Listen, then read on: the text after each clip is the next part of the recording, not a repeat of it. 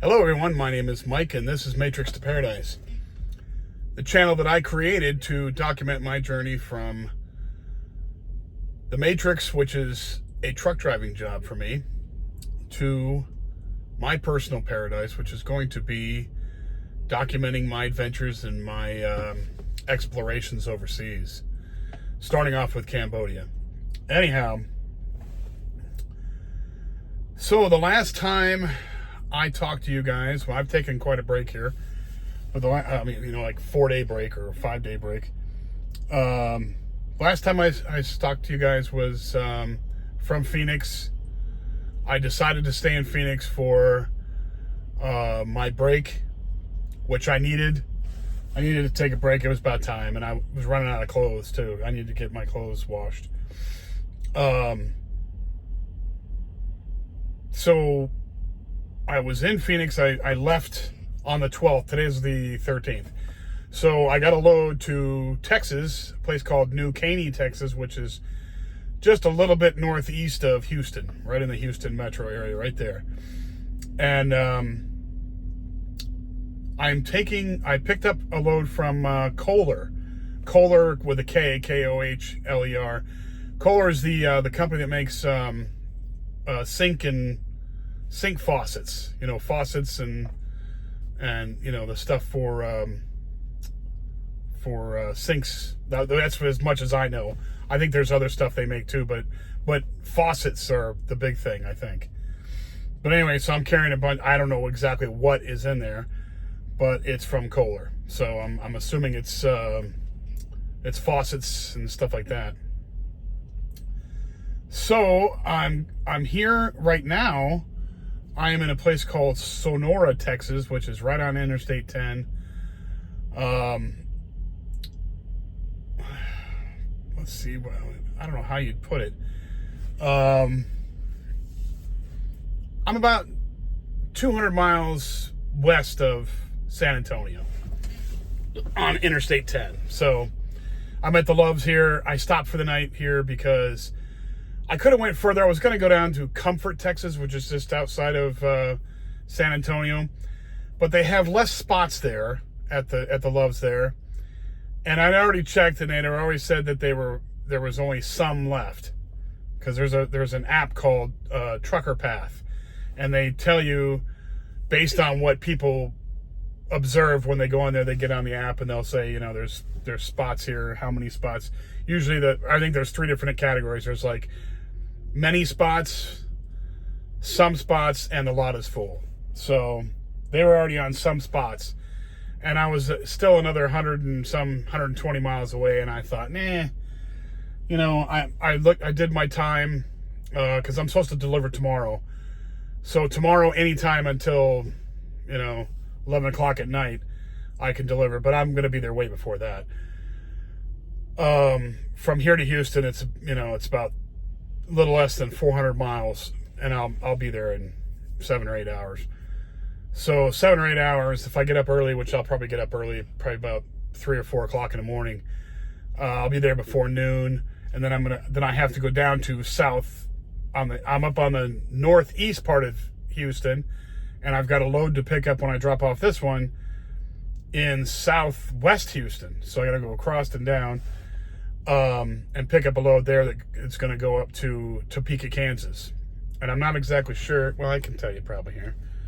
Not exactly sure who it's going to, but I'll see if they have an inkling here. Oh, Frito-Lay. Okay, so yes. So I'm picking up chips or popcorn or some kind of stuff like that and taking it up to Topeka, Kansas. So Frito-Lay, that's who my next pickup is. So it's probably some kind of snacks that Frito-Lay makes that I'm taking up to Topeka, Kansas. Then, see, this is how great my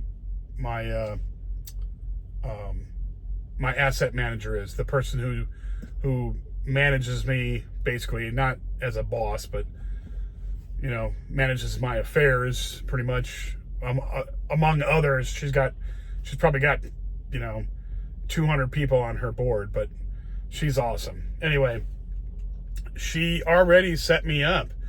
So she's got me on this load This load right here is that I'm taking right now. Let's see. So it's over 1,200 miles.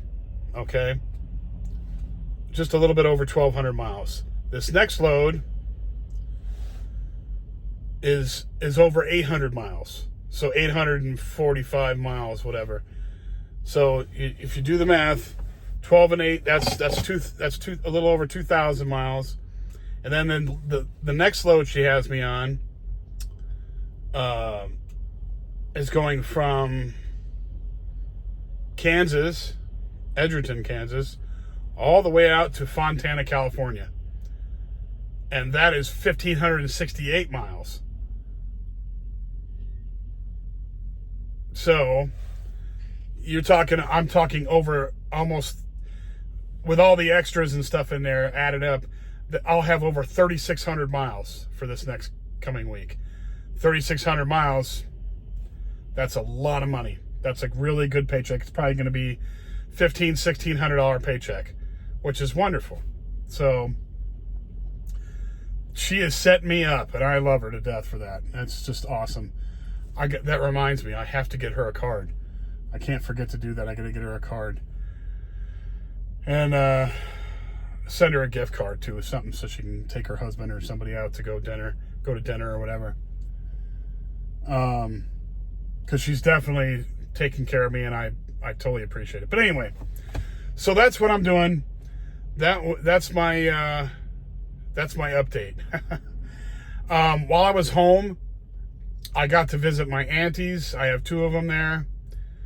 And I got to visit them, and I got to see a cousin that I haven't seen in a long, long time, probably 2 or 3 years. And it was really cool to see her.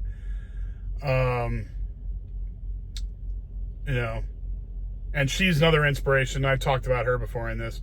Her and her twin sister, they go on adventures all over the world. I mean, they not for as long as I have. They always come back to the States, but they don't care. They travel all over the place, which is really, really cool. In fact, the one cousin I'm talking about, she has been to all 7 continents, including Antarctica. She went to Antarctica and worked at, what is that place down there? McMurdo, I think. We have a base down there, research base. And she went down there and stayed for, I don't know what it was, a year, I think it was. But, so she's hit every continent on the world, which is phenomenal. That's incredible. So she's a huge inspiration. So it was really good to see her. And I just, man, I got some serious sleep in when I was home. I was sleeping like a bad dog. I really was. I was sleeping it up. Because, you just don't realize how much, maybe it's because I'm getting older or whatever. Who knows?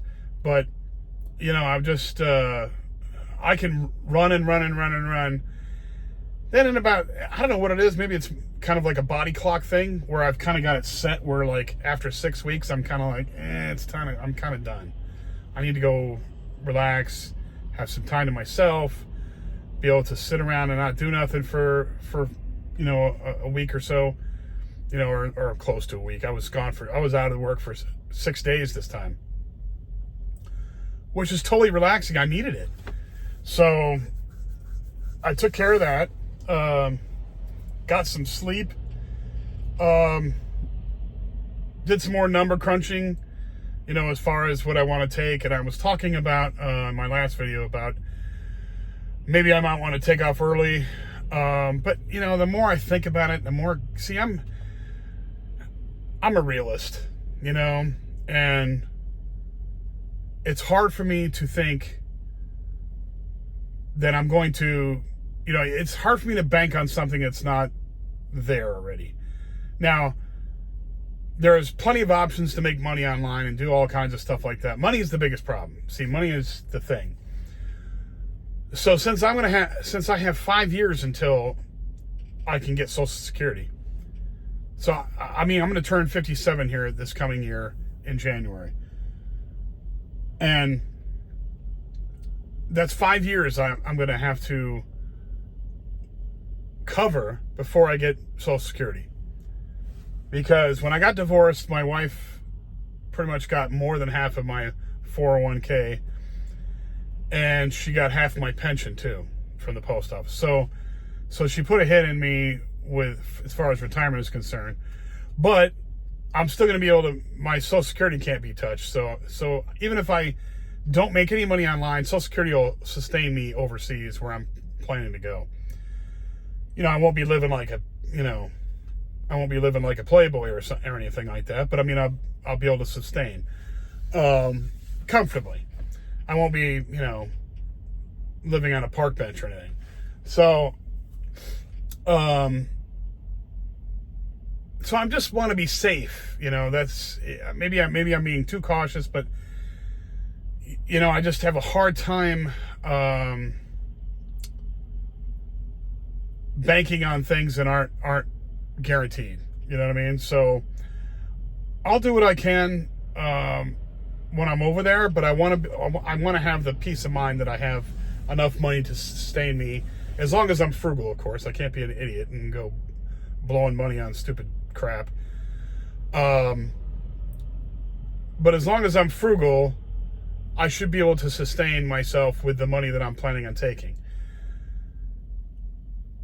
And the more you think about it, the more you look at the numbers and stuff, you're like, well, I could probably get away with not having this right now. I could, because I'm probably going to make some money online or blah, blah, blah. And the more I think that way, the more I'm like, nah, don't be stupid, Michael. Don't be stupid. Just be safe. And if something works out, then it'll work out.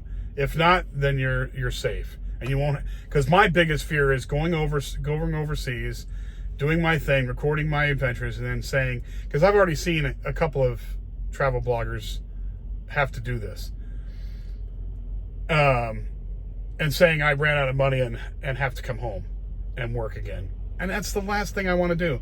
Now, it wouldn't be for very long, because even right now I have enough to probably last me about 3 years. And if I had to come home, I'd only have to work, for a year or so, and then I'd have enough money to go to cover the next year. But still, I don't want to have to do that. I don't want to have to come back. I don't want to have to come back. If I come back, I want to be able to come back and visit with enough money. I don't want to have to. I don't want to have to blood and guts it. I don't, especially overseas, because you're really in the weeds if you try and blood and guts it overseas. You want to make sure that you have yourself squared away over there, because if you get into trouble over there and you don't have somebody to bail you out in the States or from the UK or from Australia or wherever you're from, they don't care about you over there. There's no soup kitchens, and there's no now, of course, there's individual people that probably help you out and throw you some food here and there, help you with something, maybe give you a blanket and a pillow or whatever it is. I mean, maybe they might help you out like that, but there's no, federal government, fallback plans where you can go to a soup kitchen or a flop house or, get training for something to go get a job. No, none of that crap. There's not that stuff over. I mean, you're talking about nearly, Cambodia is not necessarily a third world country, but it's definitely not on our level as far as advancement. And their government definitely does not have, subsidies for foreigners, unlike the United States has been doing for the last 4 years. Which that would piss people off anyway, from any country. I mean, come on. If I moved to France and the French government started paying for my stuff and give me, a monthly stipend and a place to sleep and all this other crap, and somebody's kid didn't have enough money to go to school or buy books or get school lunch or something like that, people would be pissed off, very pissed off, and I wouldn't blame them. So anyway, you don't want to go over there and get broke, okay?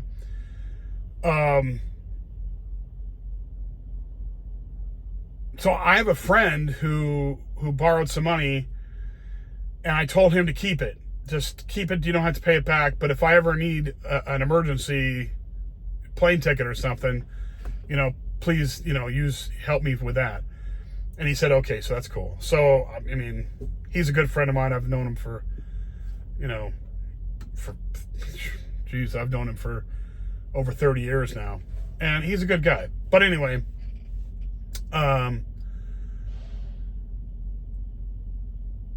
so I do have some backup, and I have some family that would help me out if I needed to. But I don't want that to happen.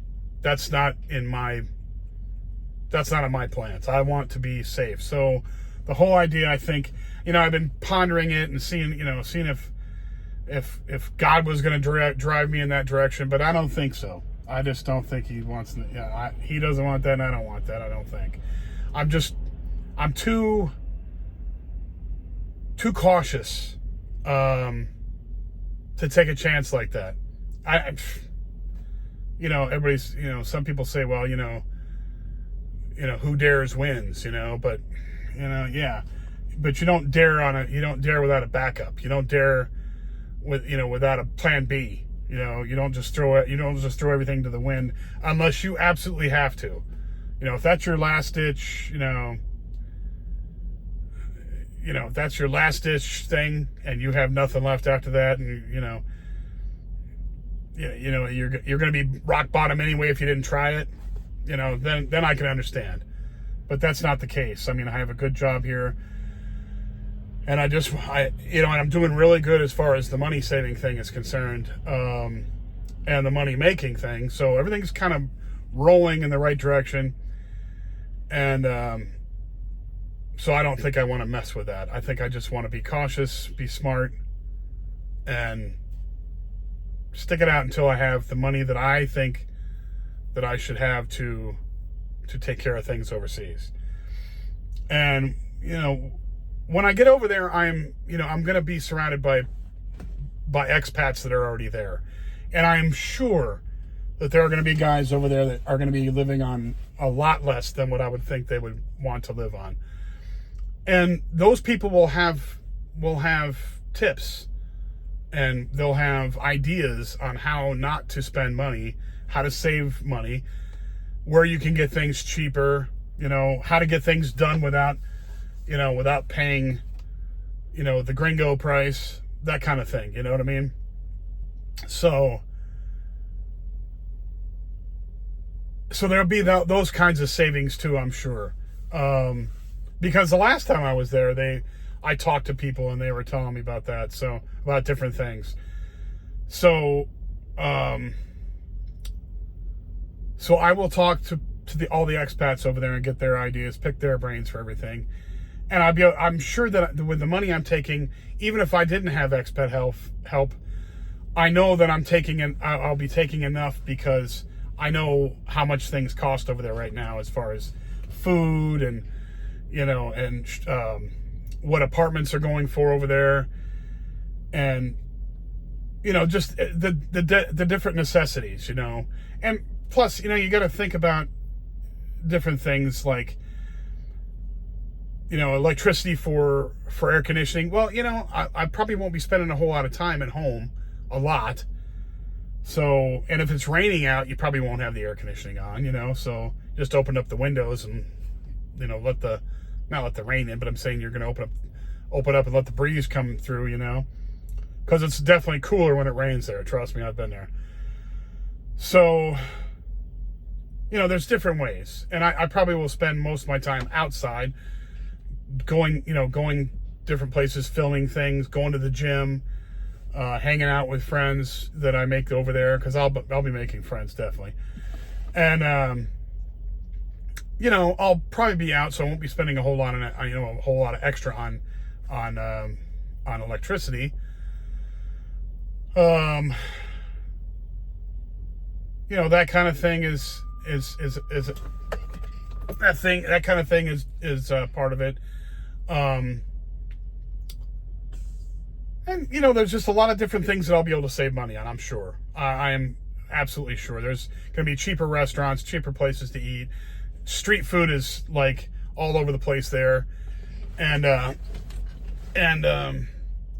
if you find some favorite cheap street food there, you can go there all the time and get your food, and it'll be cheap. Street food is always cheap there. And the cool thing is you can watch them cook it. It's not like the meat's going to be contaminated because they cook it. You know, you see them cook it right there. I used to get fried chicken for 50 cents a breast. 50 cents. She was cooking breasts and thighs, and I happen to like the breast. Thighs and legs and stuff, you know, thighs and drumsticks. You could buy all this stuff for cheap. For 50 cents a breast, I was like, give me 5 of them so I could take some home and put them in the fridge. You know, I had a microwave. So, yeah, it's like, come on, 50 cents a breast? That's crazy. And they're like regular sized chicken breasts. It was awesome. And they're cooked. She cooks them in oil. It was, it was fried chicken. Battered fried chicken. It was crazy. So wonderful. And I found a guy there that was from the United States. He happened to be of Cambodian descent, but his parents went over there after the Khmer Rouge thing, before the Khmer Rouge thing happened. And he got deported because he got into trouble in the United States, and then his parents had never naturalized him. So he got deported to Cambodia, and he opened up a burrito stand, like a little stand that makes burritos.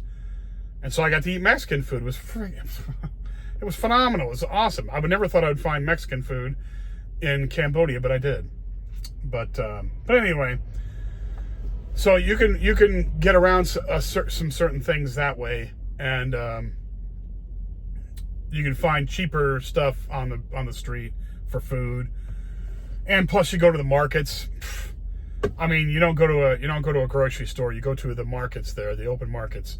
You get whatever vegetables you want, except for like stuff that they don't grow in the tropics. You know, you can get lettuce and kale and all that, but most of the time you're not going to find too much broccoli there. You'll find tomatoes, you'll find onions, you'll find potatoes, some potatoes, not many, but some. And you can find all the vegetables you want, pretty much those, and then tons of fruits. And then they do have bread there. There's bakeries there and stuff. So, there's a lot of different varieties of stuff there. So you don't have to eat rice and vegetables all the time, or noodles. They have tons of different stuff there. But anyway, that's enough for food. But I mean, you can make it really as cheap as you want to make it. And then you got beer. Beer is only like $1. If you go into the bar, you go into a bar there and you drink local beer, it's like $1 for a 16 ouncer. I mean, talking like, the pint, a full pint, not just these little 12 ounce can things that you pour into a cup. No, this is 16 ounce pint for $1. I mean, how can you beat that? And it's German immigrants came over and made these beers, so they make it the same way just like America. That's who made Busch and Miller and Coors. These are all German immigrants that came over and did that. So they went around the world and did this. So Cambodia's got their own breweries there, and they got some good beer. So that's good. It's just cheap. It's very cheap over there, and I'm really digging it. I can't wait to get over there. But like I say, I want to have the money that I want to have before I go over there. So I'm not going to do that. But anyway, that's all I've got to ramble on about now. I know it's annoying to listen to me ramble all the time about silly stuff, but it's important to me, and this is part of my journey over there to get out of the grind here, the matrix here, and to get overseas and enjoy my life. This is part of the process. So, I'm going to ramble on about some stuff along the way, and if you don't like it, just turn it off. But I'm glad that you watch, anybody who does. Thank you very much, and I appreciate the likes. I appreciate the subscriptions, especially. It really makes my heart flutter when I get a new subscription. And it doesn't cost nothing, so it really helps out. And then, if you know anybody who likes this content and who wants to see this story through, pass it along to them. I'd be very much appreciative. I probably won't talk. Let's see. What is today? See, I don't even know what day it is. Today's Friday. So I will talk to you guys again on Monday, because I'm no longer doing the four a week, four videos a week. I'm going to only do 3 now. So Monday, Wednesday, Friday is what I'll do, because I don't need to flood the market with that many.